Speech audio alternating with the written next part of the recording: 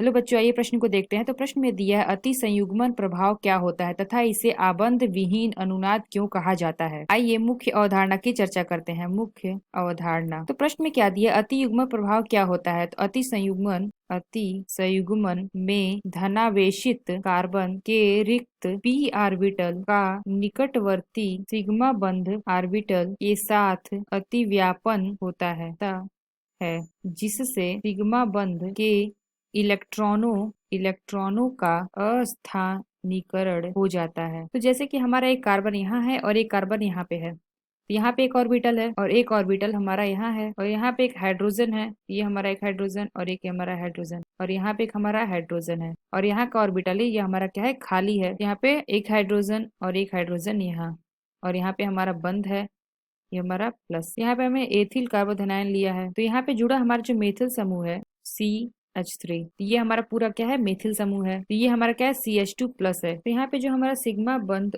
Orbital है, और यहाँ पे क्या है, रिक्त p ऑर्बिटल का निकटतम सिग्मा बंध ऑर्बिटल के साथ अतिव्यापन होता है जिससे सिग्मा बॉन्ड के इलेक्ट्रॉन का स्थानीकरण हो जाता है। यहाँ पे अतिव्यापन होता है। कार्बन धनायनों का निकटवर्ती सिग्मा बॉन्ड के साथ अतिव्यापन द्वारा स्थानीकरण अति संयुग्मन कहलाता है। कार्बन धनायनों का निकटवर्ती सिग्मा बंध के साथ अतिव्यापन द्वारा स्थानीकरण अति संयुग्मन कहलाता है। और हमें प्रश्न में क्या लिखा है, इसे आबंध विहीन अनुनाद क्यों कहा जाता है। तो क्यों कहा जाता है, क्योंकि जैसे कि हमारा कोई बेंजीन है, ये हमारा बेंजीन है, तो जो हमारा बेंजीन होता है उसमें क्या होता है, पाई बंध यही मूवेबल होता है, यानी कि इधर उधर मूव करता रहता है। यानी कि एक हमारा इधर आया, एक हमारा इधर और एक हमारा इधर, ये हमारा क्या है, पाई बंध है। इस तरह से क्या होता है, अनुनाद बनता है। तो यानी कि यहाँ पे पाई बंध के इलेक्ट्रॉन घूम रहे हैं, यानी कि बंध भी हमारा घूम रहा है, यानी कि इलेक्ट्रॉन घूम के यहाँ पे स्टेबलाइज हो रहा है, यानी कि यहाँ बंध नहीं लग रहा है स्थायी होने में। इसीलिए हम इसको कहते हैं आबंध विहीन अनुनाद, क्योंकि इसका अनुनाद